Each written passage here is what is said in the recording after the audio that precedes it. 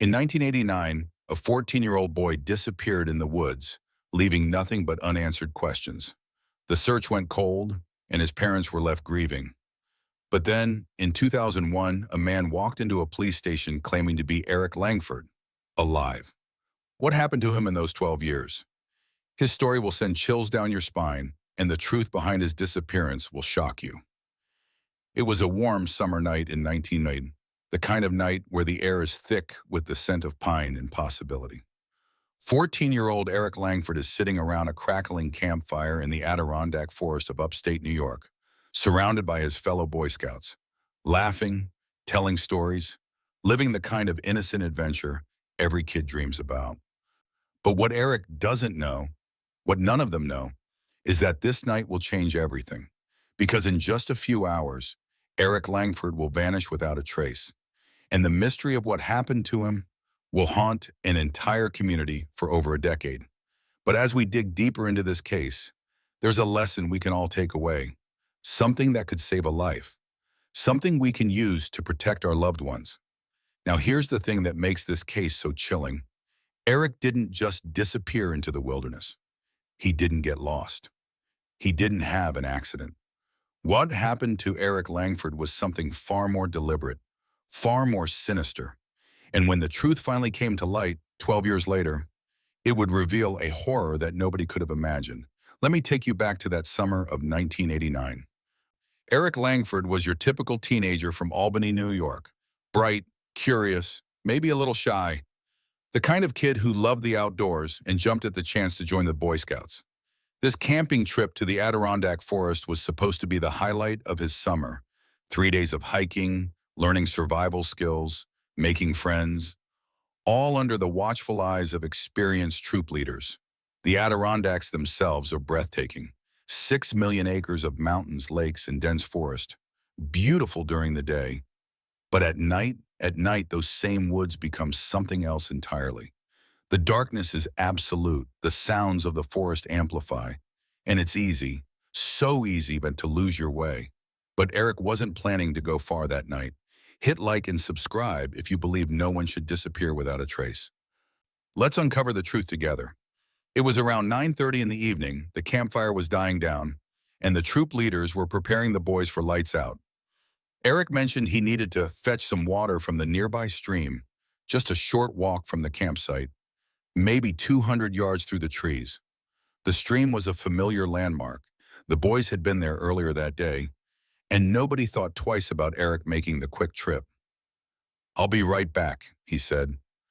Those were the last words anyone at that camp would hear from Eric Langford for 12 years.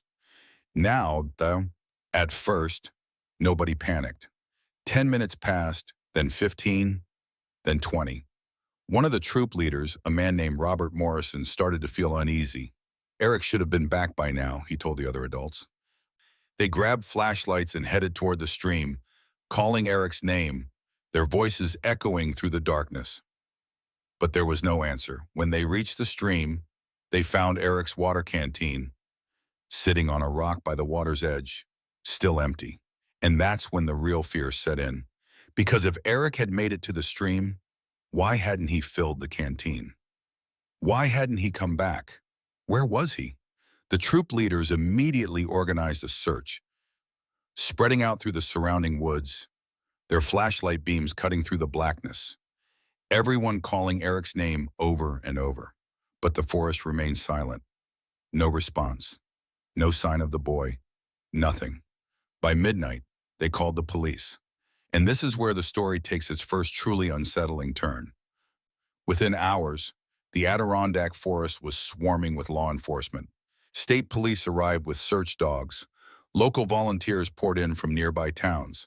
By dawn, helicopters were sweeping over the canopy, their searchlights probing every shadow.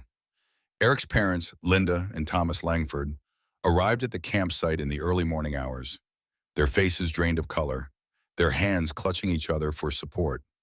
Linda kept saying the same thing over and over. He's a smart boy. He knows these woods. He'll find his way back. But as the hours turned into days, that hope began to crack. The search dogs picked up Eric's scent. They tracked it from the campsite to the stream. And then, Nothing. The trail went cold. It was as if Eric had simply evaporated into thin air. Now, experienced search and rescue teams know that this doesn't happen naturally. When someone gets lost in the woods, they leave traces, broken branches, footprints, disturbed soil, something. But Eric left almost nothing. On the third day of the search, investigators made their first discovery. About half a mile from the campsite, in a direction away from the stream, they found a single shoe print in the soft mud near a logging road. The print matched Eric's shoes, but here's what made it strange. The logging road was completely off the path Eric should have taken. There was no reason for him to have gone in that direction. None at all. 2 days later, they found something else. Caught on a low branch near that same logging road, a small piece of blue fabric. The fabric matched the blue windbreaker Eric had been wearing that night. Now this discovery changed everything.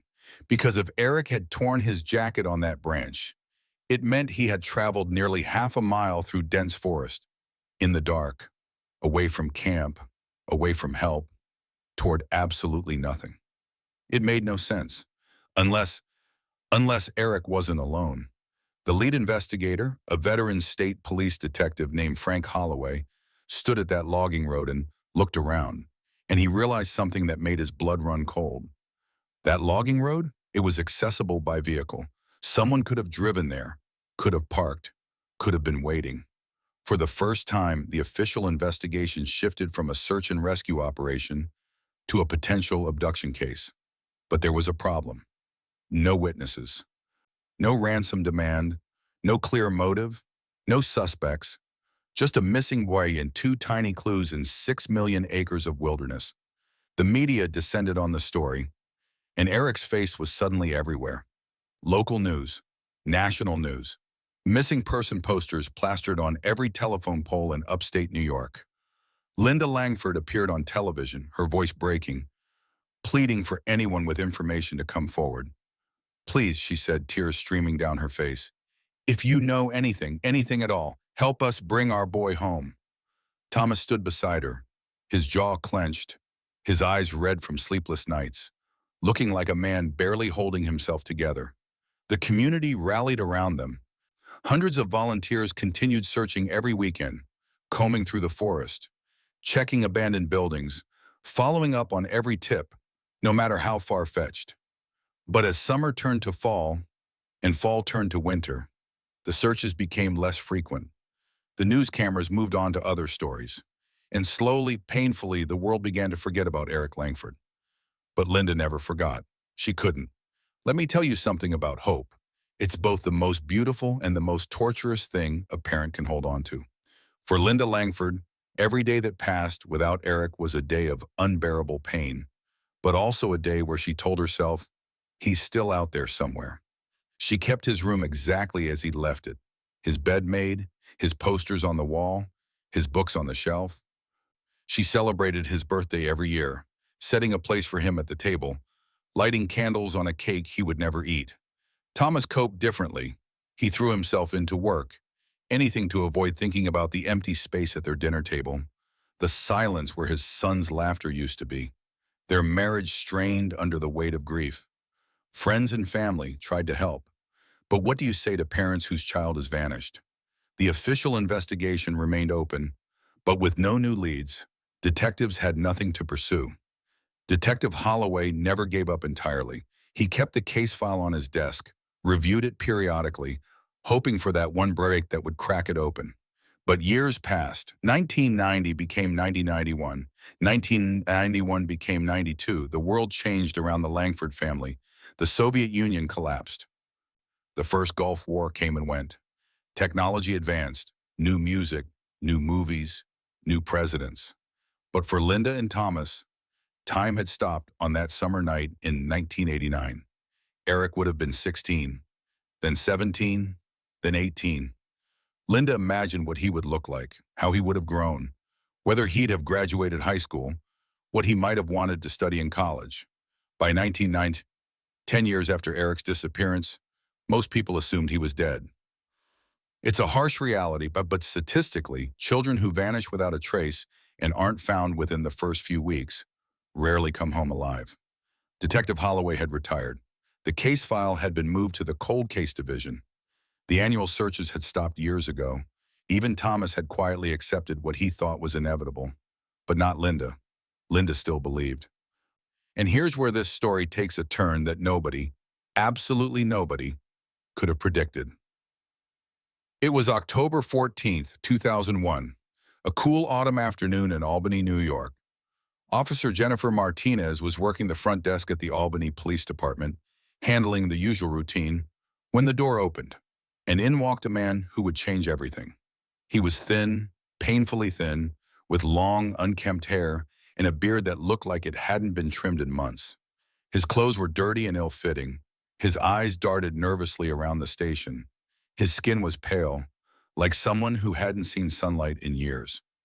Officer Martinez later said her first thought was that he was homeless, coming in to get warm or maybe report a crime. But then he spoke.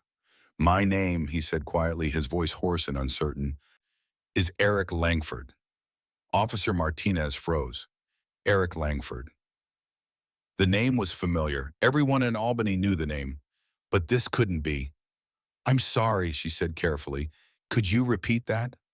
"Eric Langford, I know," the man said again. "I've been missing since 1989. I need help." Martinez felt her heart start to race. She'd been just a rookie when Eric disappeared. She remembered the massive search efforts, the news coverage, the grief-stricken parents. But that was 12 years ago. This man standing before her looked to be in his mid-20s, which would be about right if he really was Eric. But could it be possible? She asked him to sit down, offered him water, and immediately called for a supervisor. Within minutes, senior detectives were rushing to the station. They sat the man down in an interview room and began asking questions. "What's your mother's name?" "Linda Langford." "Your father?" "Thomas Langford." "Where did you live?" He gave their old address, precise and accurate. "What school did you attend?" He named his middle school, even mentioned specific teachers. The details were right, all of them. But the detectives needed to be sure.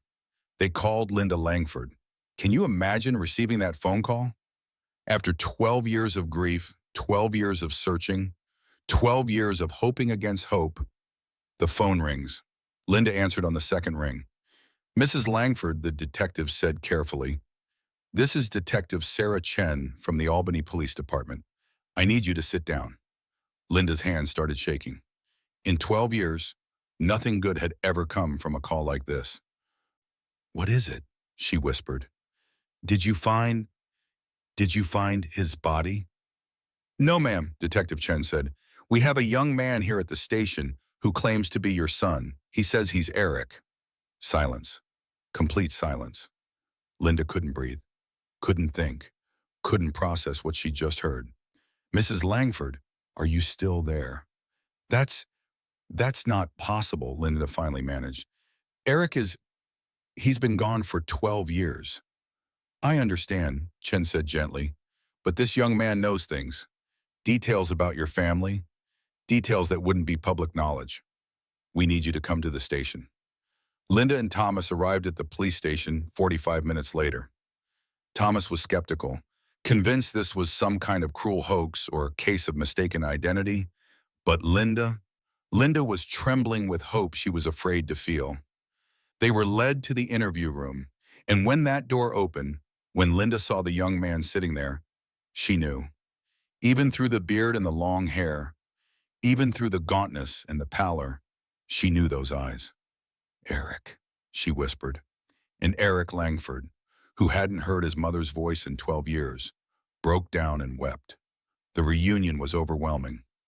Linda collapsed into her son's arms, sobbing uncontrollably, touching his face like she couldn't quite believe he was real. Thomas stood frozen, tears streaming down his face, his mouth opening and closing but no words coming out. For several minutes, no one could speak. They just held each other. This family that had been shattered 12 years ago, now impossibly, miraculously together again. But even in that moment of joy, there was something deeply unsettling. Because Eric wasn't celebrating. He was crying, but they were tears of fear and trauma. not happiness. He was shaking, flinching at sudden movements, looking around like he expected someone to burst through the door. "It's okay," Linda kept saying. "You're safe now, you're safe." But Eric just shook his head. "You don't understand," he whispered. "You don't know what happened." Detective Chen gave the family a few minutes alone. But there was still the matter of verification. Because as much as Linda believed this was her son, as much as she felt it in her bones, they needed scientific proof. DNA testing in 2001 was far more advanced than it had been in 1989. They collected samples from Eric and his parents, and then they waited. The results took 3 days. 3 agonizing days where Linda refused to leave Eric's side, terrified that if she looked away for even a moment, he might vanish again. Eric stayed in protective custody during this time, at a local hospital where doctors could evaluate his physical condition. What they found was deeply disturbing. Eric was severely malnourished, weighing only 135 pounds on a frame that should have carried at least 170. He had extensive scarring on his back and arms, marks consistent with physical abuse. His teeth were in terrible condition. Clearly, he hadn't had proper dental care in years. He was vitamin D deficient, his skin showing signs of someone who had spent very little time outdoors. But perhaps most troubling, he displayed all the psychological markers of severe long-term trauma. He startled at loud noises. He couldn't make eye contact for more than a few seconds. He asked permission for everything, even to use the bathroom.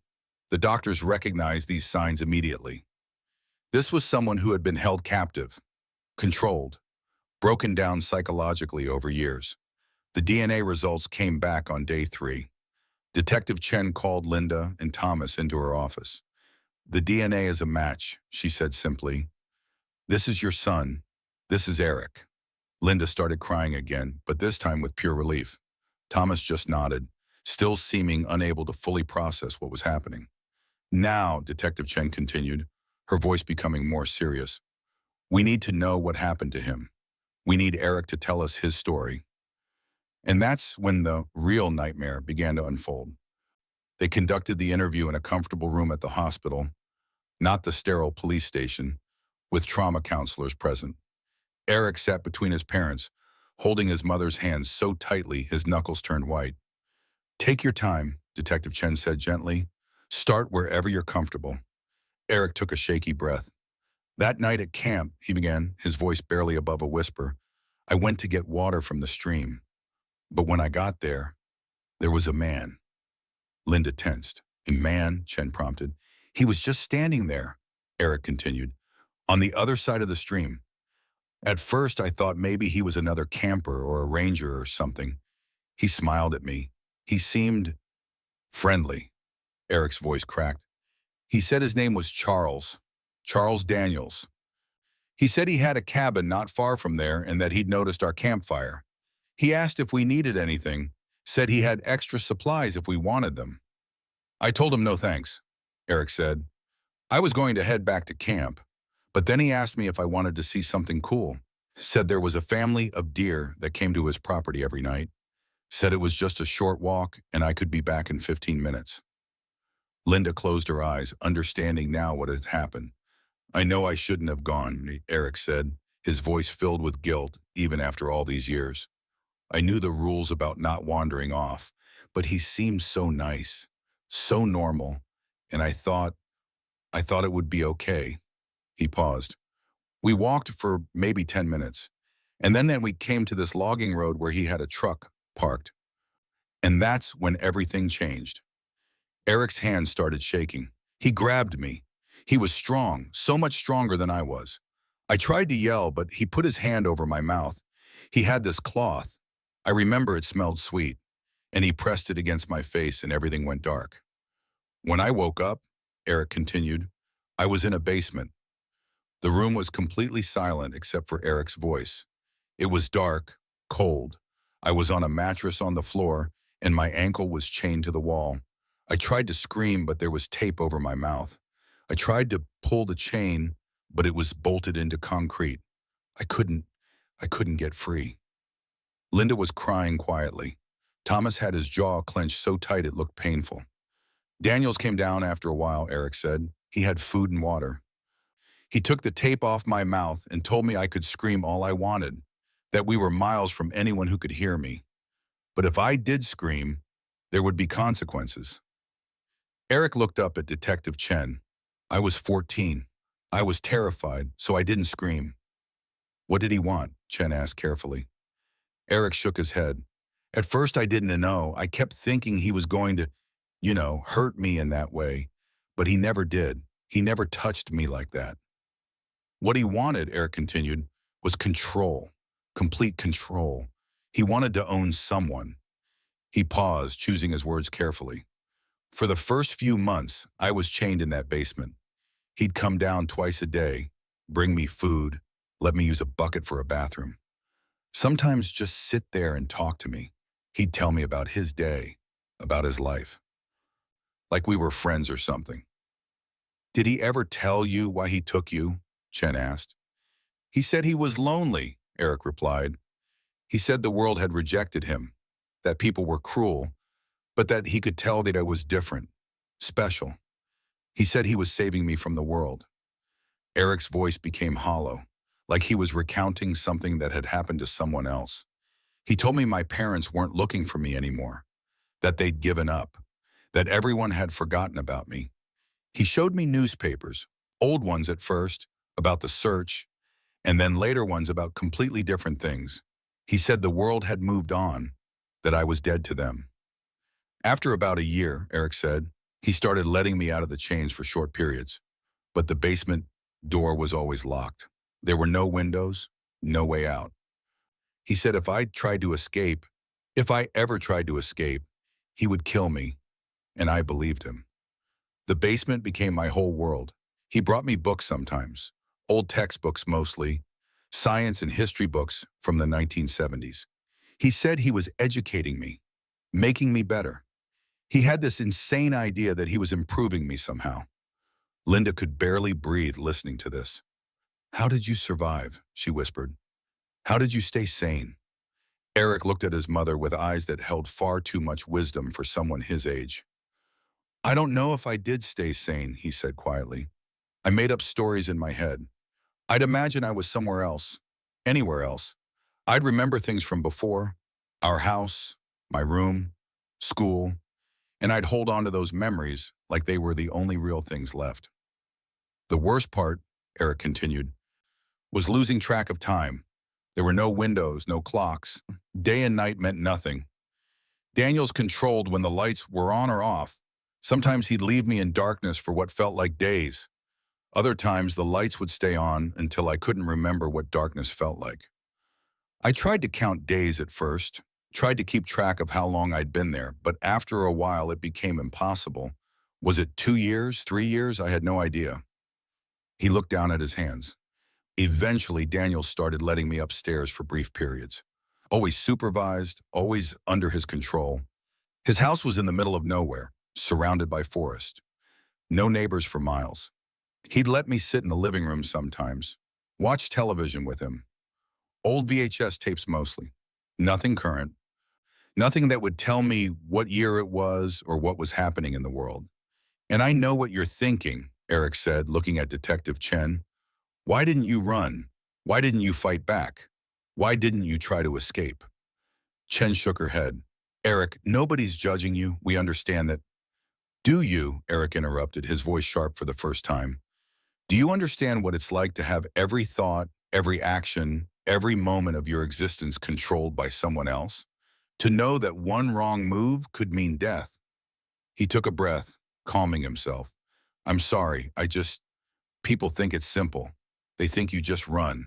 But Daniels had broken me down so completely that even when I had chances, even when he'd fall asleep in his chair and I could have tried something, I was paralyzed with fear. He'd spent years teaching me that resistance was futile, that escape was impossible, that my only option was compliance. Linda reached over and squeezed her son's hand. It's okay, she whispered. You survived. That's all that matters. But Eric shook his head. I didn't just survive, Mom. I gave up. For years I gave up. I accepted that this was my life now, that I would live in that basement until I died. And I was okay with it because the alternative, fighting back and failing, seemed worse than just existing. So what changed? Detective Chen asked. What made you finally escape? Eric's expression shifted. Daniels got sick, he said. Started happening about a year ago, maybe less. It's hard to say for sure. At first, it was just small things. He'd forget things, lose his balance, have these coughing fits that would last for minutes. Then it got worse. He started having trouble walking, had to use a cane. Some days he couldn't even make it down the basement stairs. He'd leave food at the top and tell me to come get it. That's when I realized he was dying. Whatever was wrong with him, it was killing him. And if he died while I was still locked in that house, I would die too. The room was silent. So I started planning, Eric said. For the first time in years, I started thinking about escape not as impossible, but as necessary, as my only chance at survival. I started paying attention to everything, Eric continued. The layout of the house, where Daniels kept his keys, the locks on the doors, his routine, his moments of weakness. I knew I'd only get one chance. If I tried and failed, he'd kill me. I was certain of that, so I had to wait for the right moment, the perfect moment. It came about 2 weeks ago, Eric said. Daniels had one of his bad days. Could barely get out of bed. He'd left the basement door unlocked, probably forgotten his condition. And I could hear him upstairs in his bedroom, struggling to breathe. I stood at the bottom of the basement stairs for probably an hour, just listening, trying to decide if this was the moment. And then I heard him fall, heard this loud crash, and then, nothing, just silence. Eric's voice was steady now, recounting the facts like a mission report. I went upstairs, found him on the floor of his bedroom. He was conscious but couldn't get up. He looked at me and I could see in his eyes that he knew. He knew I was going to run. And you know what he said? Eric paused. He said, "You won't make it. You've been gone too long. No one will believe you. No one will want you." But I didn't care, Eric said. I couldn't stay there anymore. I couldn't watch him die and know that I'd be trapped in that house with his corpse. So I ran. I didn't take anything with me. Didn't look for car keys or a phone or anything. I just ran, straight out the front door and into the woods. I had no idea where I was, no idea which direction to go. The house was surrounded by forest, just like Daniels had always said. I ran until my lungs burned, until my legs gave out, until I couldn't run anymore. I spent that night in the woods, terrified that Daniels would somehow come after me, terrified that I'd die out there before finding help. But when morning came, I kept walking, kept pushing forward. On the second day, I hit a road, a real paved road, and I followed it, just kept walking along it for hours until finally I saw a gas station in the distance. The people at the gas station called the police, Eric said. I was incoherent, covered in dirt and scratches from the woods. I probably looked insane, but I managed to tell them my name and that I needed help. The local police didn't believe me at first, thought I was mentally ill or on drugs, but they brought me to a hospital, and that hospital called the state police, and eventually someone remembered the name Eric Langford. He looked at his parents, and then they called you. Linda was openly weeping now. Thomas had his hand over his mouth, trying to maintain composure. Eric, Detective Chen said gently, do you know where Daniel's house is? Can you help us find it? Eric nodded. I think so. I remember some of the landmarks. The road I came out on, it was State Route 87 heading south. The house was maybe 20, 30 miles into the woods from there. Chen stood up immediately. We're going to find that house, she said. We're going to find Charles Daniels, and we're going to make sure he pays for what he did to you. Within hours, every available law enforcement officer in upstate New York was mobilized. State police, FBI, local sheriffs. They had Eric's description of the escape route, had him work with a sketch artist to recreate the house and its surroundings, had search teams scouring the forest along State Route 87. And on the third day of the search, they found it.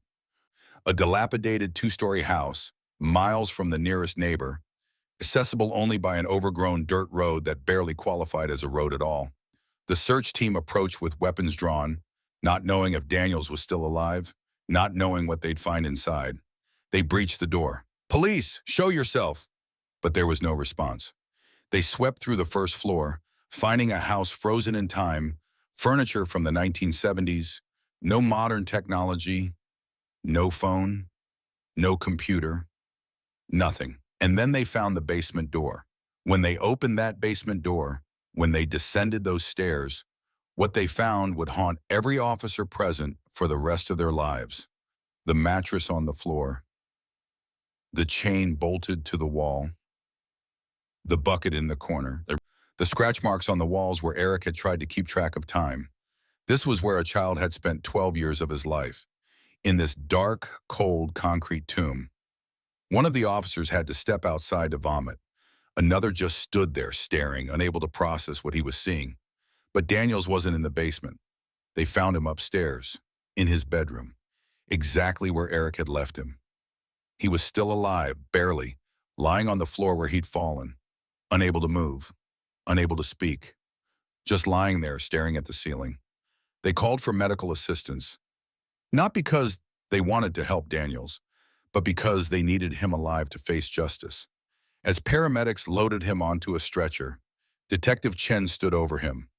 "Charles Daniels," she said, her voice ice cold. "You're under arrest for the kidnapping and unlawful imprisonment of Eric Langford." Daniels' eyes flickered toward her, but he said nothing. At the hospital, doctors determined he was suffering from advanced pancreatic cancer. He had weeks, maybe months, to live, but that didn't matter. He would live long enough to be charged, long enough to hear the evidence against him, long enough to know that his crime had been exposed. The house was processed as a crime scene. Forensic teams spent days cataloging every inch of it, photographing the basement prison, collecting DNA evidence, searching for any indication that there might have been other victims. And what they found was chilling. In a locked drawer in Daniel's bedroom, they discovered notebooks. Dozens of notebooks, dating back to the 1970s. In meticulous handwriting, Daniels had documented his entire life, including detailed accounts of his time with Eric. He'd recorded everything: what he fed Eric and when, what they talked about, Eric's emotional state, his own thoughts and feelings about the project, as he called it. Reading those notebooks, investigators realized they were looking at the writings of someone deeply, profoundly disturbed. Daniels had convinced himself that what he was doing was noble, that he was rescuing Eric from a corrupt world, that he was creating something pure and perfect. The delusion was total. But the notebooks revealed something even more disturbing: references to previous attempts. Detective Chen sat in her office, surrounded by copies of Daniels' notebooks, and felt sick to her stomach. Because if there had been previous attempts, she immediately contacted the FBI's missing persons database. They began cross-referencing unsolved disappearances in upstate New York, going back to the 1970s, looking for any cases that might fit Daniels' pattern. And they found them, 3 boys, all between ages 12 and 15, all disappeared while camping or hiking in remote areas. All vanished without a trace. 1976. Michael Patterson, age 13. 1982. David Chen, age 14. 1985. Robert Morrison, age 12. All 3 cases had gone cold. No bodies had ever been found. And now investigators had to face the possibility that Charles Daniels had been doing this for decades. Forensic teams returned to Daniels' property with ground-penetrating radar. They searched the surrounding woods. They excavated the basement floor. They were looking for graves. The media coverage intensified. Eric's story, already sensational, now potentially connected to multiple disappearances spanning 30 years. Parents of those missing boys, some now elderly, held onto a terrible hope, the hope that they might finally know what happened to their children, even if the answer was the worst possible outcome. The searches continued for weeks, but they found nothing. No bodies, no additional evidence, no proof that Daniels had successfully abducted anyone before Eric. The previous attempts mentioned in his notebooks, investigators theorized, were likely failed abduction attempts. Times when Daniels had approached children, but they'd refused his lures. Times when circumstances prevented him from completing the abduction. Eric Langford appeared to be Daniels' first and only successful victim, which raised the question, what made Eric different? Why had Daniels succeeded with him when previous attempts had failed? Detective Chen believed she knew the answer. Timing and opportunity. Eric had been alone, in an isolated area, at night, and Daniels had approached him with just the right combination of friendliness and manipulation. It was, in the cruelest sense, perfect conditions for an abduction. Investigators attempted to interview Daniels multiple times, but he refused to speak. He wouldn't confirm or deny anything, wouldn't explain his actions, wouldn't provide any information about potential other victims. He just lay in his hospital bed, dying slowly, silent and defiant to the end. His court-appointed lawyer advised him not to say anything. But investigators suspected Daniels' silence had nothing to do with legal strategy. He simply didn't see any reason to cooperate. In his mind, his twisted, delusional mind, he had done nothing wrong. The trial was scheduled for early 2002, but legal experts doubted Daniels would live long enough to stand trial. His cancer was aggressive and untreatable at this stage. While the investigation continued, Eric began the long, difficult process of recovery. Physical recovery was the easier part. Proper nutrition, medical treatment, dental work. Within a few months, Eric started to look healthier. He gained weight, his color improved. The physical scars began to fade. But the psychological recovery, that would take years, maybe a lifetime. Eric was placed with a trauma specialist, Dr. Rebecca Shaw, who had extensive experience working with the kidnapping victims. Their sessions were intensive, sometimes daily. Dr. Shaw later said that Eric's case was one of the most challenging she'd ever encountered. 12 years, she explained to Eric's parents, 12 years of psychological manipulation and control. His entire adolescence was stolen.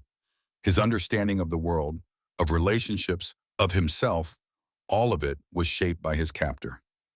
One of the strangest aspects of Eric's recovery was how much the world had changed while he was gone. When he disappeared in 1980, the internet barely existed.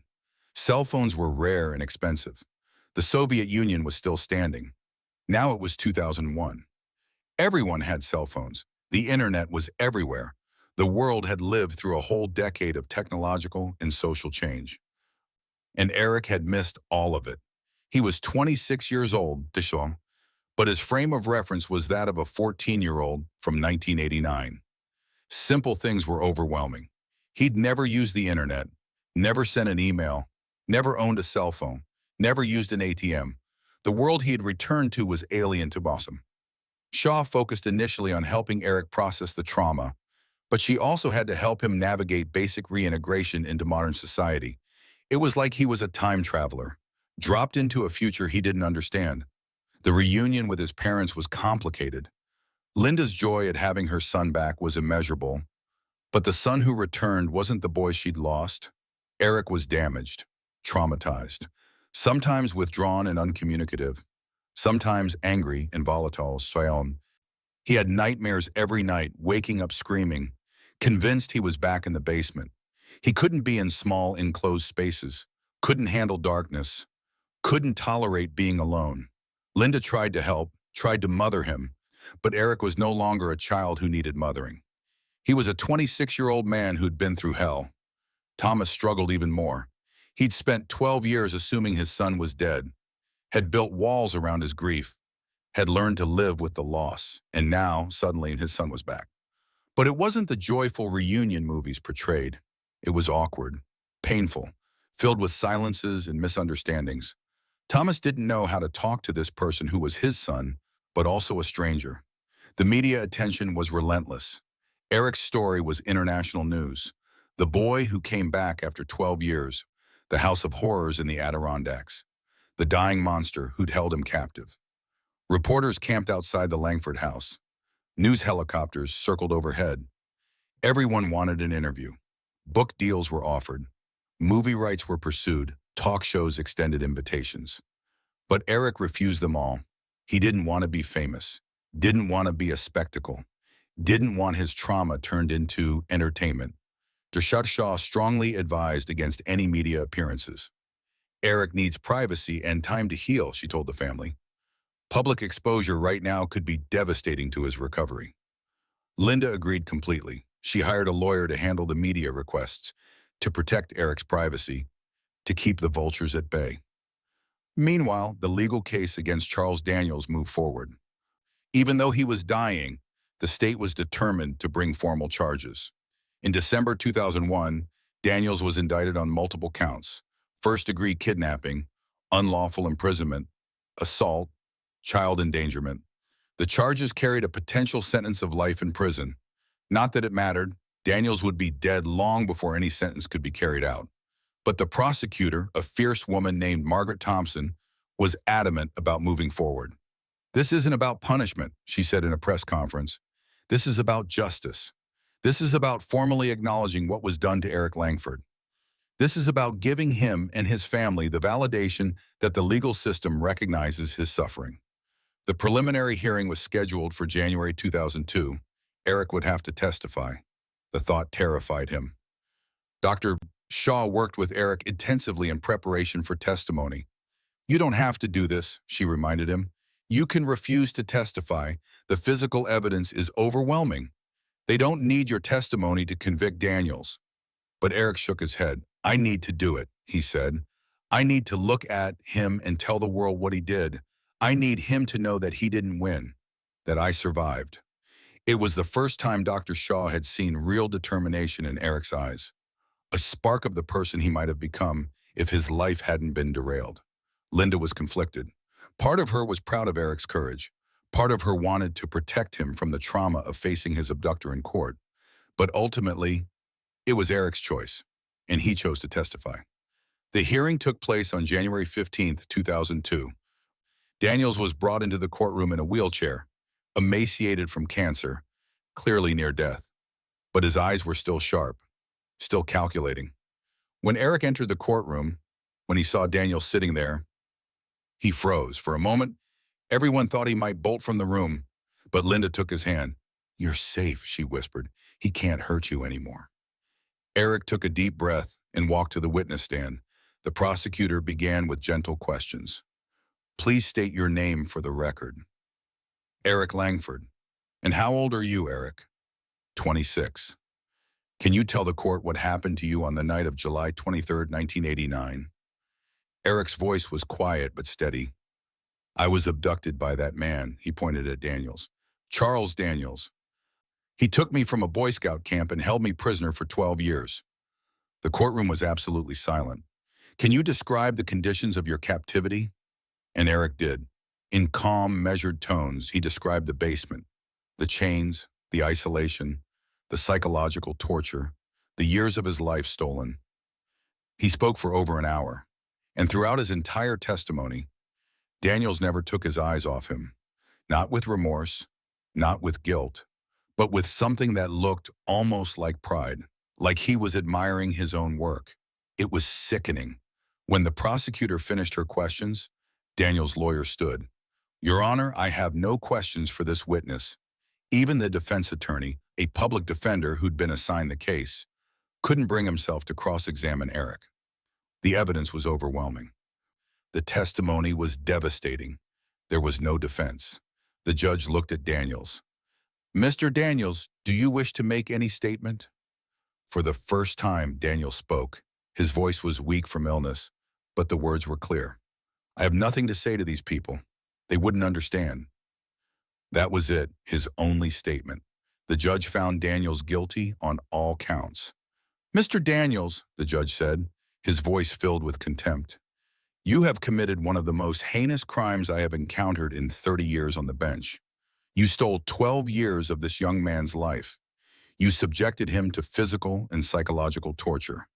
You are a monster in the truest sense of the word. I sentence you to life in prison without possibility of parole. However, given your medical condition, I suspect you will meet a higher justice sooner than the legal system can deliver it." Daniels was wheeled out of the courtroom.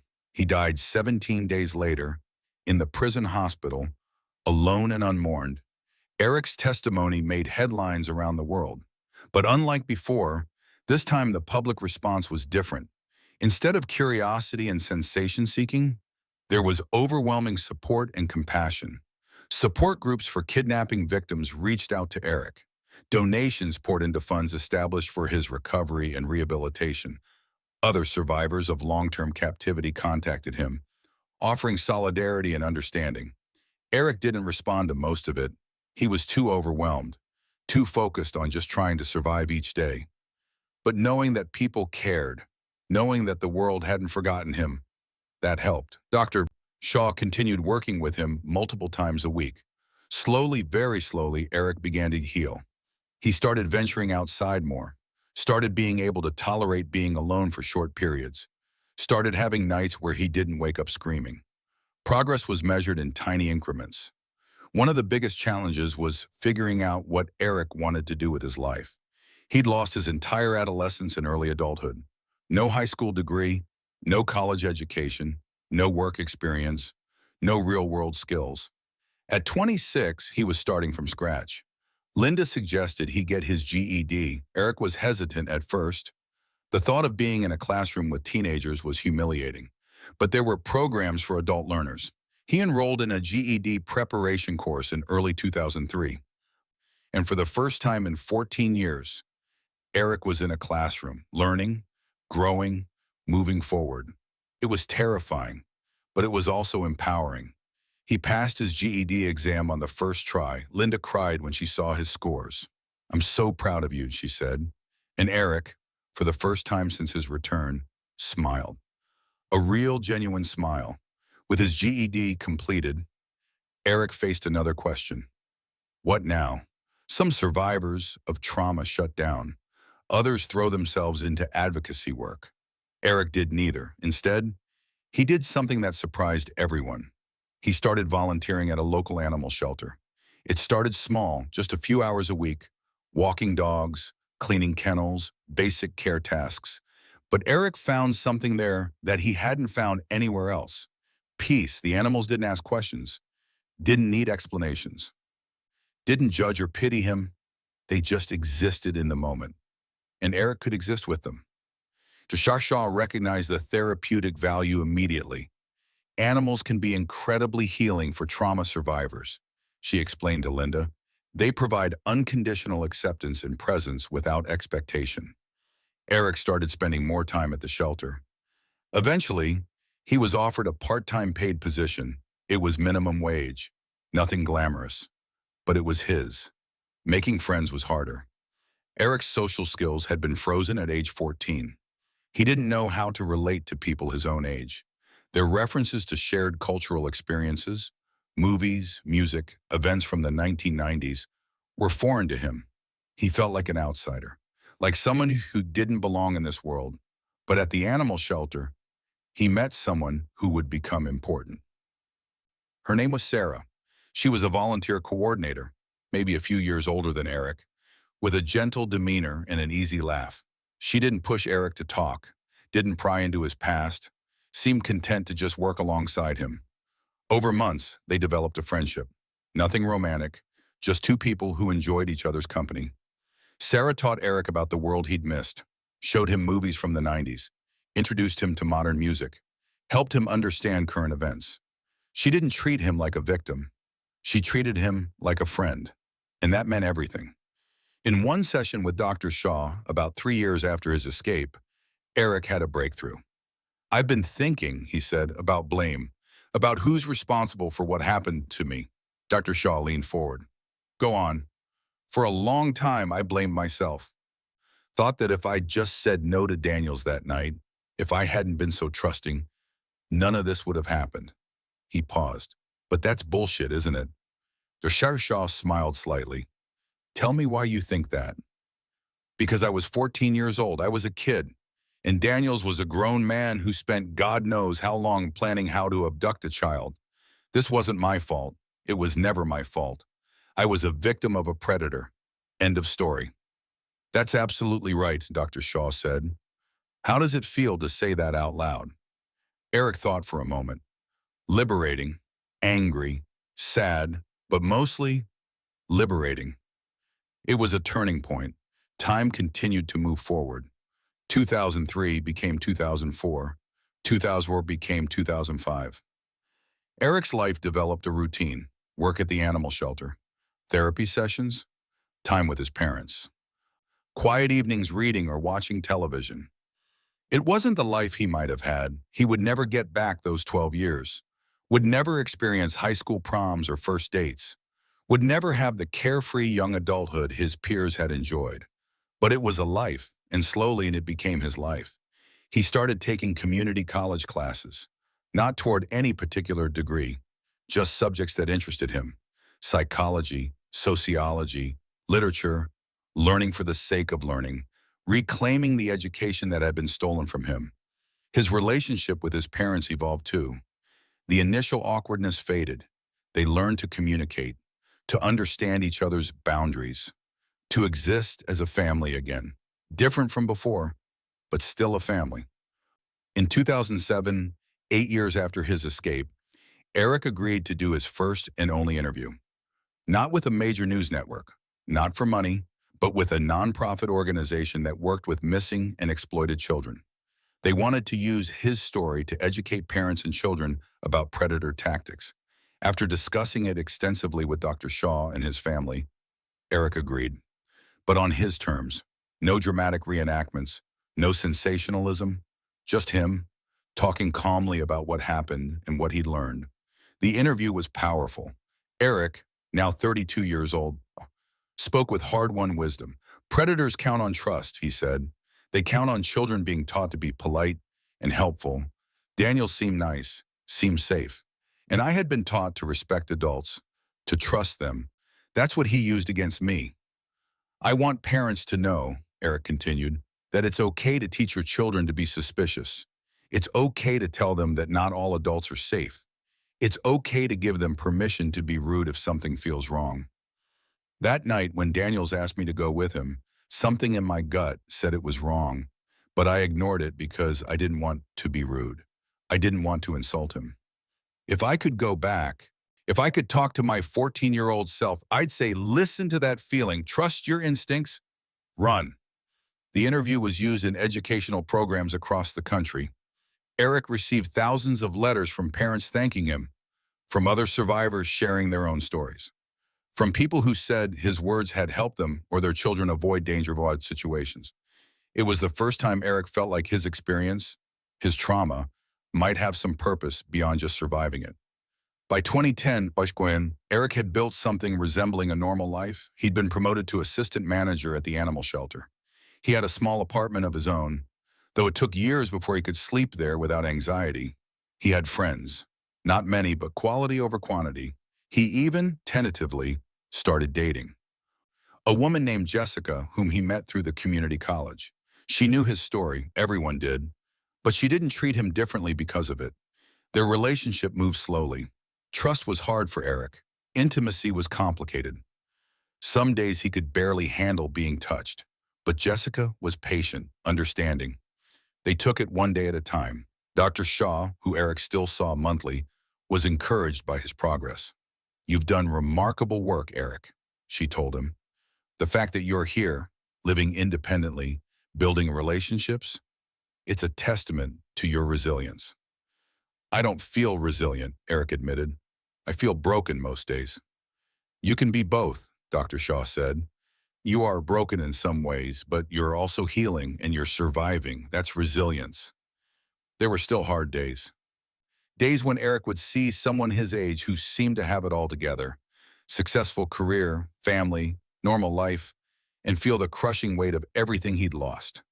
He would never get those years back, would never know what his life might have been, would always carry the scars, physical and psychological, of what Daniels had done. On those days, he'd go to the shelter, sit with the dying, let them lean against him, find comfort in their simple presence.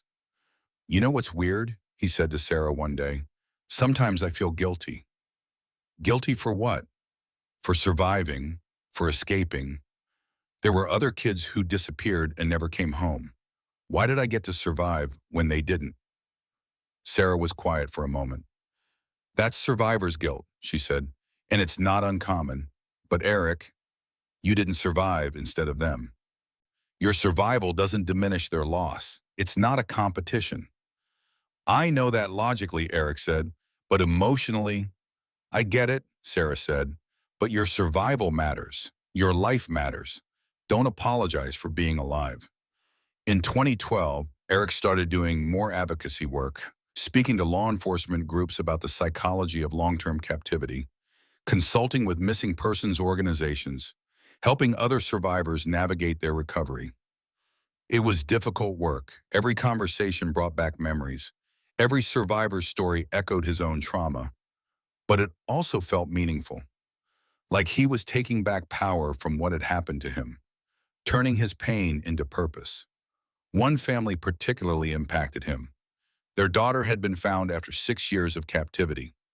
She was 16, the same age Eric had been when he escaped if you counted his actual age versus the age he'd been abducted. Her parents didn't know how to help her, didn't understand why she was so withdrawn, why she couldn't just be happy to be home. Eric met with them, shared his experience, helped them understand. She's not the same person who was taken, he told them. That girl is gone. You have to meet the person she is now, not try to resurrect who she was before. Captivity changes you, Eric continued. It has to, or you wouldn't survive it. The person your daughter became in those 6 years, she needed those adaptations to stay alive, to stay sane. You can't ask her to just switch back. The mother started crying. I just want my daughter back, she said. I know, Eric said gently. My mother said the same thing. But the daughter you lost is gone. I'm sorry. That sounds harsh, but it's true. What you have now is a survivor, someone who lived through hell, and she needs you to love and accept her as she is now, not as she was before. It was a hard truth, but an important one. The family stayed in touch with Eric. Months later, they sent him a letter saying his words had helped them, that they'd stopped trying to recreate the past and started building a future with their daughter as she was now. Reading that letter, Eric cried, happy tears for once, tears of purpose. In 2021, 20 years after Eric's escape, a documentary filmmaker approached him.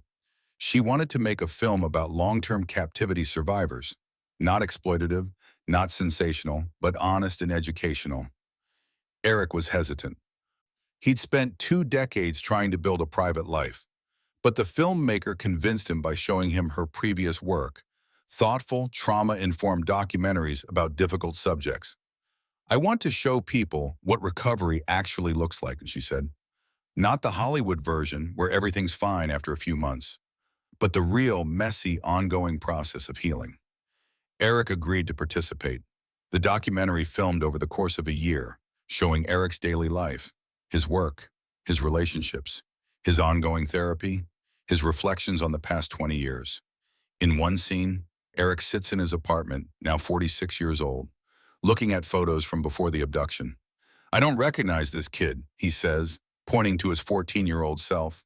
I have his memories, his name, his DNA, but we're not the same person. Who are you now? The filmmaker asks. Eric thinks for a long moment. I'm a survivor. That's the biggest part of my identity, whether I like it or not. Everything else, my work, my relationships, my interests, they're all shaped by what happened to me. Do you resent that? Sometimes. Sometimes I'm angry that I don't get to just be Eric Langford, animal shelter manager. I'm always Eric Langford, survivor. Eric Langford, my name, the guy who was held captive for 12 years. But other times, I think about how many people I've helped because of my experience, how many families I've counseled, how many kids have been taught safety lessons because of what happened to me. And I think maybe that's enough. Maybe that makes it mean something. Near the end of the documentary, Eric is asked what he wants the people to understand about trauma and recovery. I want people to know, he says, that recovery isn't linear. It's not like you're broken and then you're fixed. You're broken and then you learn to live with the brokenness. You patch yourself back together as best you can, but the cracks are always there. I still have nightmares, less frequently than I used to, but they still happen. I still have panic attacks occasionally. I still struggle with trust and intimacy, 20 years later, I'm still in therapy. But I also have a life, a real life. I have work I care about, people I love, moments of genuine happiness. That coexists with the trauma. It doesn't erase it, but it makes it bearable. And I want other survivors to know that it's okay if recovery takes a lifetime. There's no timeline, there's no deadline. You heal at your own pace, in your own way. The filmmaker asks Eric what lessons he hopes people take from his story. Eric pauses, considering carefully. First, trust your instincts. If something feels wrong, it probably is. Don't ignore that feeling to be polite. Second, teach children that it's okay to say no to adults, that they have bodily autonomy and the right to refuse if something makes them uncomfortable. Third, awareness saves lives. Know where your children are, know who they're with, know what's normal and what isn't in their behavior. Fourth, if someone you love goes missing, never stop looking, never stop hoping. My mother's refusal to give up, her insistence that I was still alive, that mattered. It mattered to me even when I didn't know if I'd ever see her again. And fifth, if you're a survivor, know that healing is possible. It might not look the way you expect. You might not become who you would have been, but you can become someone. You can have a life worth living. Today, in 2025, Eric Langford is 50 years old.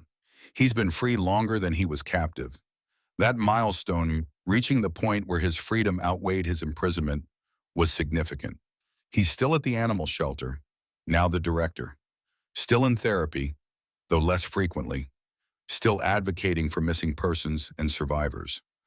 His relationship with Jessica ended after several years, not because of his trauma necessarily, but because they wanted different things from life. They remain friends. Eric has a few close friends, a good relationship with his mother. His father passed away in 2018. He lives alone and prefers it that way. Has a routine he finds comforting, volunteer work with missing children organizations, consulting with law enforcement, speaking engagements when he's up for it. I used to think, Eric says in a recent interview, that I wanted to be defined by more than what happened to me. I wanted to be known for something else, anything else. But I've made peace with the fact that this is my legacy, this is my story, and if my story can help even one person, one child avoid abduction, one survivor feel less alone, one parent stay vigilant, then maybe it was worth something. That doesn't mean I'm glad it happened. I'm not. I wouldn't wish what I went through on anyone, but it did happen, and I can either let it destroy me or find some way to make it meaningful. I chose meaning. The interviewer asks if he's happy. Eric smiles slightly. Happy is complicated. I have moments of happiness. I have contentment. I have purpose. Is that the same as happiness? I don't know, but it's enough. Linda Langford is now 73 years old. She wrote a book about her experience, 12 Years of Hope, which became a bestseller and has helped countless families of missing persons.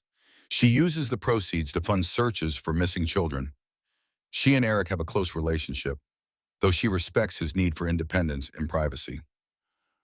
I got my son back, she says, which is more than most parents in my situation can say. Do I wish things had been different? Of course, but I'm grateful for what we have. Thomas's death in 2018 was hard on both of them. He'd never fully recovered from the trauma of Eric's disappearance and return. The guilt he carried, the years of assuming Eric was dead, the difficulty reconnecting when Eric came back. It weighed on him. But in his final years, he and Eric found some peace together. My dad did the best he could, Eric says. He wasn't equipped to handle what happened. None of us were. But he loved me. I know that. Eric's case changed how law enforcement approaches missing persons cases. The discovery that someone could be held captive for over a decade, hidden in plain sight, led to new protocols and training. But searches are now conducted differently. Investigations remain open longer. The possibility of long-term captivity is considered more seriously. Eric has trained thousands of law enforcement officers, taught them to recognize signs of long-term imprisonment, to understand the psychology of both captors and victims, to approach survivors with trauma-informed care. His contributions to the field have been significant. In 2019, He received a civilian award from the FBI for his work with missing persons cases. He almost didn't attend the ceremony, didn't think he deserved recognition for surviving. But Dr. Shaw convinced him to go. "You've turned your trauma into service," she told him. "That deserves recognition." The house where Eric was held was demolished in 2003. The county deemed it a public nuisance and safety hazard. Plus, it had become a macabre tourist attraction. People would drive out there to see the House of Horrors, take photos, leave flowers. Some even tried to break in. Eric was relieved when it was torn down. "I didn't want it to become a shrine to my suffering," and he said, "It was a place of horror. It deserved to be destroyed." The land was eventually sold and remains undeveloped. The new owner keeps it gated and posted. A small memorial plaque was placed nearby, not at Eric's request but by the local community, honoring his survival and the other missing children who never came home. Eric has never returned to that location, has no desire to. "That chapter is closed," he says. "I don't need to revisit it physically to process it emotionally." Over the years, Eric has connected with other high-profile survivors of long-term captivity. J.C. Dugard, held for 18 years. Elizabeth Smart, held for 9 months. The Cleveland kidnapping survivors. Others whose names aren't as well known. They form an unusual support network, people who understand in a way others can't. "There's a kinship among survivors," Eric explains. "We don't have to explain ourselves to each other. We don't have to justify our reactions or our coping mechanisms. There's an understanding that's just there." These relationships have been crucial to his healing. Knowing he's not alone, that others have walked similar paths, that survival and recovery are possible. He's particularly close with one survivor, a woman named Michelle who was held for 7 years. They talk regularly, sometimes about their experiences, more often about completely normal things.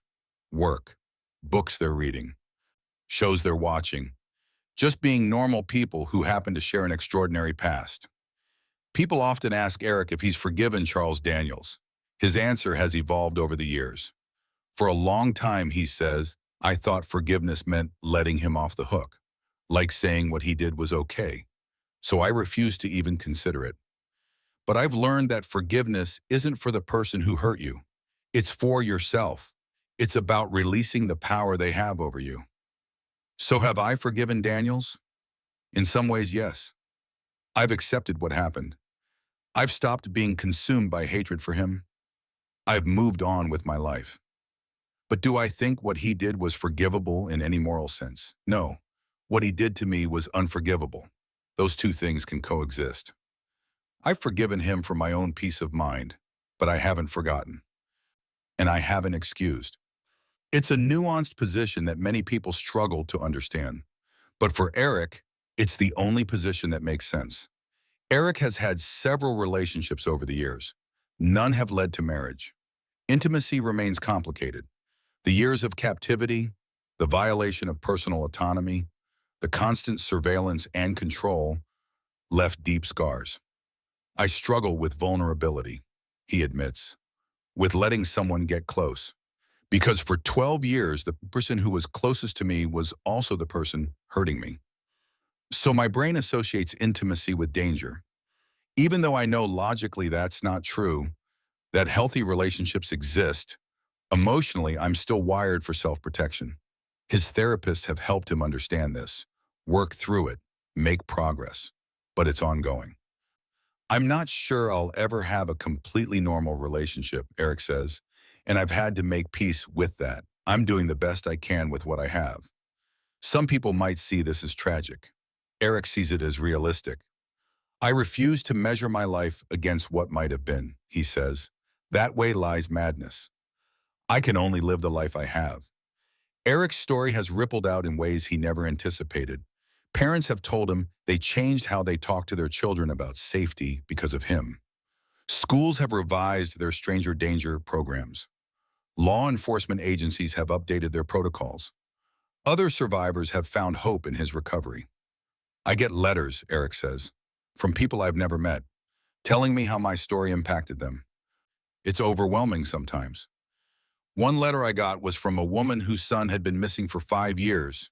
She said my case gave her hope that he might still be alive, that she shouldn't give up. Her son was found 6 months later, alive in a situation similar to mine. She wrote to thank me, said my survival gave her the strength to keep searching. Eric's voice breaks slightly. How do you process something like that? How do you wrap your head around the fact that your suffering, your survival, saved someone else? It's a weight he carries, both burden and blessing. At 50 years old, Eric thinks about the future differently than he used to. I used to plan in very short increments, and he says, could barely think beyond the next day. The future felt impossible to imagine. Now I can think years ahead. I have goals, plans, things I want to accomplish. He's considering writing a book, not a memoir necessarily. His story has been told many times, but maybe something about recovery, about resilience, about building a life after trauma. I want people to understand, he says, that you don't have to be broken forever. You don't have to let what happened to you define every moment of the rest of your life. Yes, I'm a survivor. Yes, I carry scars. But I'm also a person with hopes and dreams and interests and relationships. I'm multifaceted. I'm human. That's what I want to communicate. That survival isn't just about staying alive. It's about building a life worth living. When asked what advice he'd give to other trauma survivors, Eric is thoughtful. First, be patient with yourself. Healing takes time, years, maybe a lifetime. That's okay. There's no rush. Second, find your people, whether that's a therapist, a support group, friends who understand you can't do this alone. Don't try to. Third, let go of who you might have been. That person is gone. Grieve them if you need to, but don't spend your life trying to resurrect them. Focus on who you are now and who you want to become. Fourth, find meaning. I found it through advocacy and helping others. You might find it somewhere completely different, but having purpose helps. And fifth, remember that your trauma doesn't make you less than. It makes you different. But different isn't bad. You have insights and strength that others don't. That's valuable. These lessons, hard won over decades, are what Eric shares with other survivors, not as prescriptions, not as rules, but as possibilities. People often ask if Eric feels justice was served. Daniels is dead, he says. He can't hurt anyone else. In that sense, yes, justice was served. But did he truly pay for what he did? I don't know. He died relatively quickly and painlessly from cancer. I suffered for 12 years. Where's the justice in that? But I've learned that justice isn't always about punishment. Sometimes it's just about stopping the harm, preventing future victims. Daniels can't hurt anyone else. That has to be enough. Because if I spend my life focused on whether he suffered enough, whether he truly paid, I'm still letting him control me. I'm still letting him take up space in my head. And I refuse to give him that power. It's a position of strength that took years to reach. For a long time, Eric admits, I wanted him to suffer. Wanted him to feel even a fraction of what I felt. And when he died relatively peacefully, I was angry. But anger is exhausting. Hatred is exhausting. At some point, you have to let it go or it consumes you. If Eric could speak to everyone who's heard his story, this is what he'd say. Pay attention to the children in your life. Notice changes in behavior. Ask questions. Create an environment where they feel safe telling you if something's wrong. Teach them about personal safety without terrifying them. It's a balance, but it's important. If someone you love goes missing, never stop looking. Never stop hoping. Miracles happen. I'm living proof. If you're a survivor of any kind of trauma, know that you're not alone, that healing is possible, that your life isn't over just because something terrible happened. And to everyone else, be kind, be compassionate. You never know what someone's been through. You never know what battles they're fighting. My story is extreme. Most people won't experience what I experienced, but everyone experiences some kind of trauma in their life, some kind of suffering. How we respond to that, how we support each other through it, that's what defines us as human beings. As we come to the end of Eric's story, it's important to understand that it's not really an ending. Eric's life continues. His recovery continues. His story continues to evolve. I'm not a character in a story with a neat resolution, he says. I'm a real person living a real life. And life doesn't have neat resolutions. It just keeps going. Sometimes that's frustrating. Sometimes I wish I could just close the book on this chapter of my life and move on completely. But I've learned that's not how trauma works. It's always there to some degree. You just learn to carry it better. Some days are harder than others. Some days I wake up and the weight of everything that happened feels crushing. Other days I can go hours without thinking about it. That's just reality, and I've made peace with it. Linda Langford, now elderly but still sharp, reflects on her son's journey. I wish I could have protected him, she says. Every parent wishes that. But I couldn't. What happened, happened. But I'm so proud of the man he's become, of how he's taken something horrific and found meaning in it. He's stronger than I ever could have been. Eric's case taught the world several important lessons about the resilience of the human spirit, about the importance of never giving up hope, about how trauma impacts people long-term, about the need for better awareness and prevention. Law enforcement protocols have changed because of cases like Eric's. Amber Alert systems have been refined. Search and rescue procedures have improved. Understanding of long-term captivity has deepened. Educational programs about personal safety have evolved. Children are now taught not just about stranger danger, but about manipulation tactics predators use. They're taught that it's okay to refuse adults, to run away if something feels wrong, to tell someone they trust if they're uncomfortable. These changes won't prevent every abduction, but they might prevent some. And if Eric's suffering can contribute to preventing even one child from experiencing what he experienced, he considers that meaningful. In 2026, it will be 25 years since Eric escaped. He's planning something to mark the anniversary. Not a celebration, that feels wrong, but an acknowledgement, a fundraiser for missing children's organizations, a speaking event about trauma recovery, something that turns the date into something purposeful rather than just painful.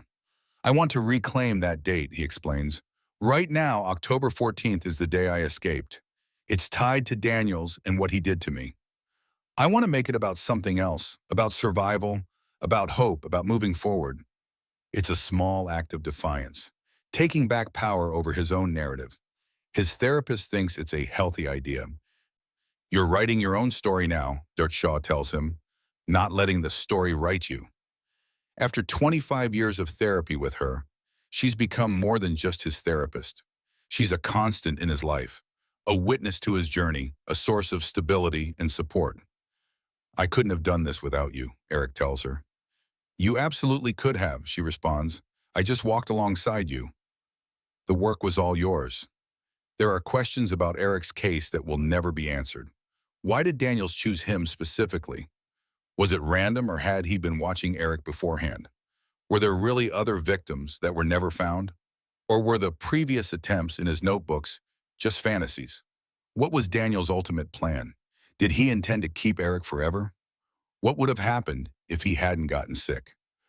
These questions haunt investigators, but Eric has made peace with not knowing. I used to need answers, he says. I used to think understanding why would help somehow, but it doesn't matter why. It doesn't change what happened.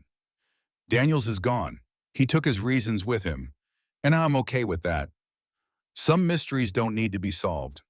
It's a mature perspective, one that took years to reach, but it's given Eric peace.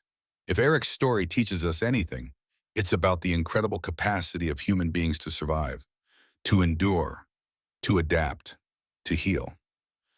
Eric survived 12 years of captivity that would have broken most people. He endured physical hardship, psychological torture, complete isolation. He adapted to an impossible situation in order to stay alive.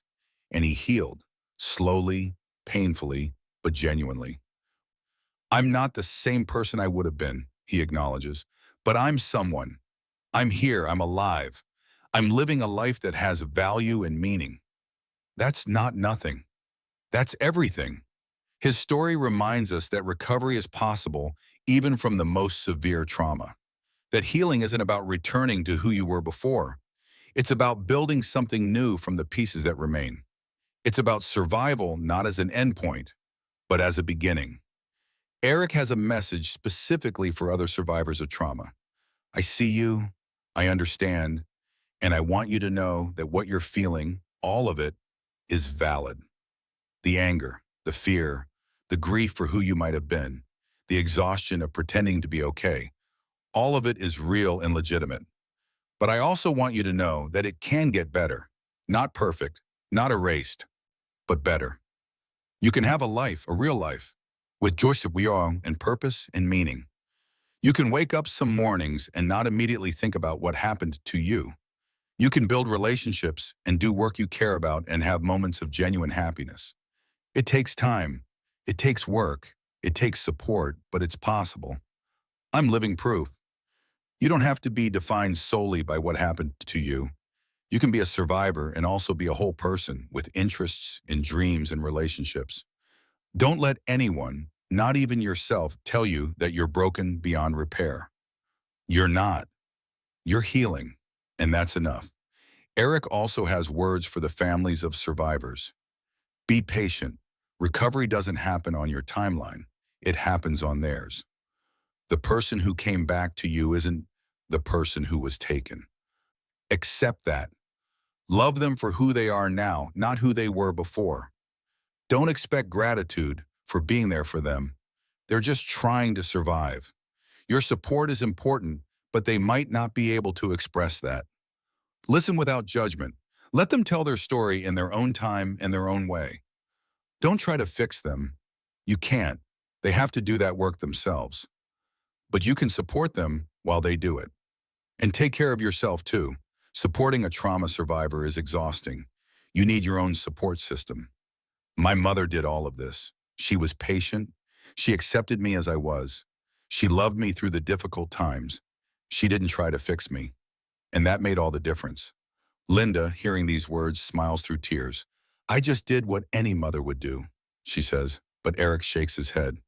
No, you did what an exceptional mother would do, and I'm grateful for it every single day. If there's one central lesson from Eric's story, it's about hope. Not naive hope, not blind optimism, but genuine, hard-won hope. Hope that even in the darkest circumstances, survival is possible. Hope that healing can happen, even when it seems impossible. Hope that life can have meaning, even after profound suffering. For 12 years, Eric says, I survived on hope. Hope that I would escape. Hope that my parents were still alive. Hope that there was a world out there worth returning to. And when I did escape, when I had to face the reality of recovery, I survived on hope again. Hope that I could heal. Hope that I could build a life. Hope that I wouldn't always feel so broken. Hope has been my constant companion. Even in my darkest moments, there was always a flicker of it somewhere. And I want other survivors to hold on to that. Even when hope feels impossible, it's there. Sometimes you have to look hard for it. Sometimes it's just a tiny spark, but it's there. And sometimes that spark is enough. Eric Langford's story is many things. It's a story of horror, a child stolen in the night and held captive for over a decade. It's a story of survival, one person's determination to endure the unendurable. It's a story of recovery, the long, difficult journey of healing after trauma. It's a story of hope, the belief that even the darkest night eventually ends. But most of all, it's a story of humanity, of the terrible things human beings are capable of inflicting on each other, and of the incredible resilience and strength human beings possess. Eric would be the first to say he's not a hero. I'm just someone who survived, he insists. I don't think that makes me special. I did what I had to do. But to the countless people whose lives his story has touched, he is special. He's a reminder that survival is possible, that recovery is real, that life can continue even after unimaginable trauma. Today, Eric continues his work, continues his therapy, continues his advocacy, continues building his life one day at a time. He's writing that book he mentioned, working with a collaborator to tell the story of long-term recovery in a way that's honest and helpful. I want people to understand, he says, that there's no magical moment where you're suddenly healed. No dramatic breakthrough where everything's suddenly fine. It's just day after day of showing up, of doing the work, of choosing to keep going even when it's hard. That's what recovery actually looks like. It's not dramatic, it's just persistent. The animal shelter where he works is thriving. They've expanded their programs, helped thousands of animals find homes, become a model for other shelters. And Eric's leadership has been crucial to that success. Working with animals saved my life in a lot of ways, he says. They gave me purpose when I didn't think I had any.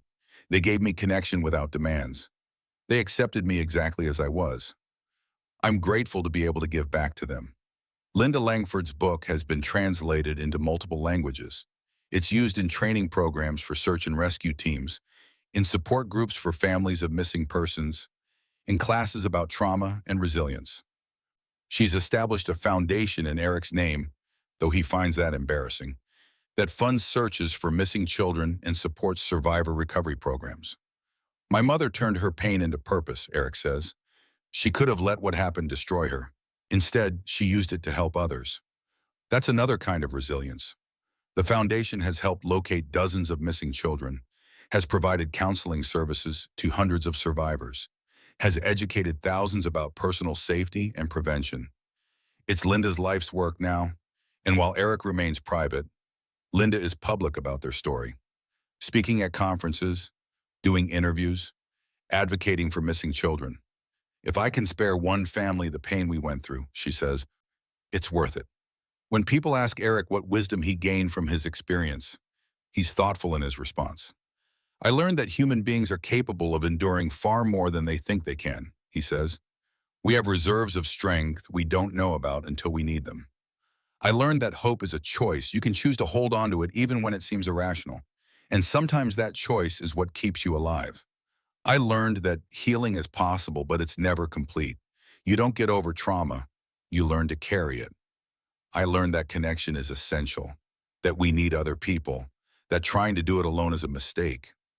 And I learned that life is precious. Every single day of freedom is a gift. I don't take that for granted.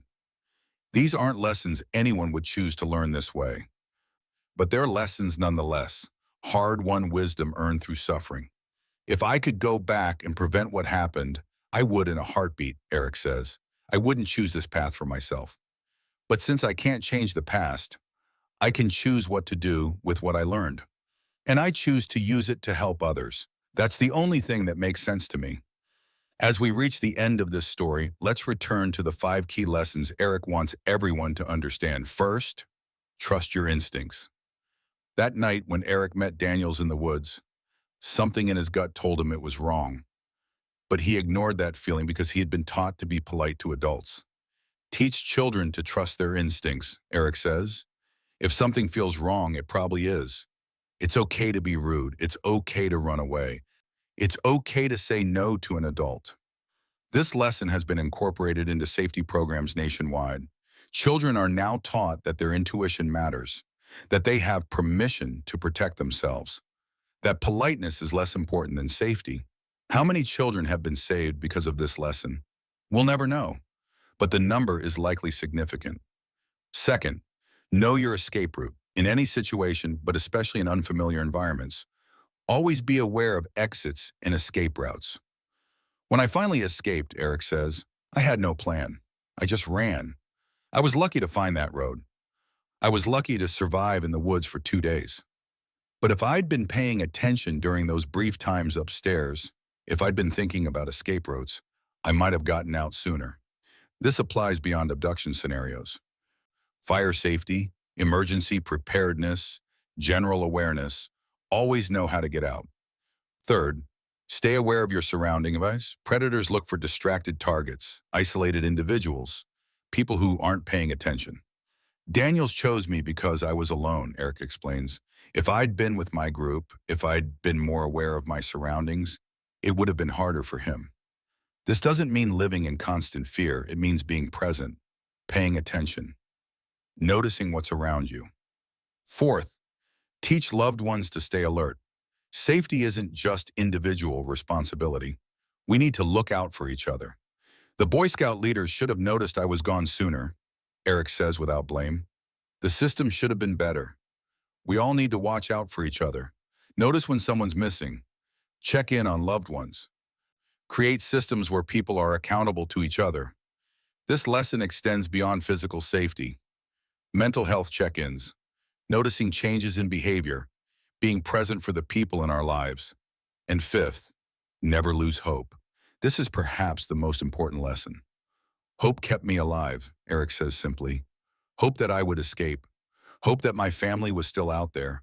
Hope that life could be better. And after I escaped, hope kept me going through recovery. Hope that I could heal. Hope that I could have a life. Never give up hope, even when it seems impossible. Even when the odds are against you, hope matters. As we close Eric's story, remember that it's not really closing. Eric's life continues. His journey continues. His impact on the world continues. But this particular telling of his story is coming to an end. I hope, Eric says, that people who hear my story take away something useful. Not just horror at what happened, but practical lessons about safety, survival, and recovery. I hope parents hug their children a little tighter and teach them about protecting themselves. I hope survivors of trauma know that they're not alone and that healing is possible. I hope people understand that life is fragile and precious and we should take care of each other. And I hope that somehow, in some small way, the suffering I went through can prevent someone else from going through the same thing. That's all I want. That's my purpose. Linda adds her perspective. Never give up on the people you love. Never stop searching. Never stop believing. Miracles happen. I'm sitting next to mine right now. These are the final words from the Langford family. A family torn apart by evil, reunited by hope, healing through persistence. Thank you for listening to Eric's story, for bearing witness to his suffering and his survival, for understanding that behind every news headline is a real person with a real life. If you take nothing else from this story, take this. We are all more resilient than we know. We are all capable of survival. We all have the capacity for hope. And together, by looking out for each other, by staying aware, by teaching our children, we can prevent tragedies like Eric's from happening. We can't eliminate all evil from the world, but we can reduce it. We can protect each other. We can create communities where children are safe. That's the legacy of Eric's story, not just what happened to him, but what we do because of it. How we change, how we improve, how we protect. Eric Langford is 50 years old now. He's been free for 24 years, nearly twice as long as he was held captive.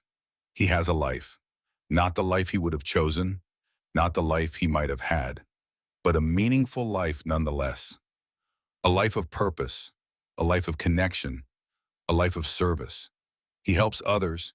He advocates for change. He shares his wisdom, and every single day, every morning, he wakes up in his own bed, in his own apartment, free to go wherever he wants. He's grateful. Freedom is a gift I'll never take for granted, he says. Never. Some nights, he still has nightmares. Some days, the weight of what happened still feels crushing. But most days, he's okay. He's healing. He's growing. He's living. And that's enough. That's everything. This is the story of Eric Langford, a boy who disappeared into darkness, a man who emerged into light, a survivor who became an advocate, a victim who refused to remain a victim. His story is one of the worst things that can happen to a person, and one of the best examples of human resilience. It's a story of horror and hope, of suffering and survival, of trauma and recovery. It's a story that continues because Eric's life continues, and it's a story that matters because it teaches us about protection, prevention, and the incredible capacity of the human spirit to endure. Remember Eric's 5 lessons. Trust your instincts, know your escape route, stay aware of your surroundings, teach loved ones to stay alert, never lose hope. These lessons could save a life, maybe your own, maybe someone you love. Share this story, share these lessons, help protect the vulnerable, because every person matters. Every life has value, and everyone deserves safety, dignity, and respect. Thank you for listening. Thank you for bearing witness. Thank you for caring. And remember, team, if you or someone you know is in danger, reach out. Get help. You are not alone. Hope is real. Recovery is possible. And your story, whatever it is, doesn't end with trauma. It continues. It evolves. It matters. Just like Eric's. This has been the story of Eric Langford and the lessons we can all learn from his incredible journey of survival. If this story affected you, if it made you think, if it taught you something, share it with others. Not to sensationalize Eric's suffering, but to spread awareness, to educate, to protect, to prevent. Subscribe to hear more stories like this. Stories that matter. Stories that teach us about humanity at its worst and its best. Like if you believe everyone deserves justice and dignity, comment with your thoughts. What did you learn from Eric's story? And most importantly, take care of the people in your life. Notice them, protect them, love them. Because we're all we have in this world. And every person lost to violence or evil is one too many. Be safe, be aware, be kind, and never, ever lose hope. Thank you.